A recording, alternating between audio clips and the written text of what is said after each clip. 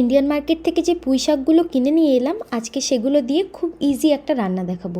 বাড়িতে থাকলে এটা আমার মা বানিয়ে দিত। হাই, আমি আলো। আমার আরেকটি মিনি ব্লগে আপনাদের অনেক অনেক ওয়েলকাম। এই পুঁই শাকের রান্নাটা এত ইজি, আর মশলা তো লাগেই না একদম, আর তেলও খুব কম লাগে। প্রথমে আলু, বেগুন আর পুঁই শাকগুলোকে কেটে নিয়েছি।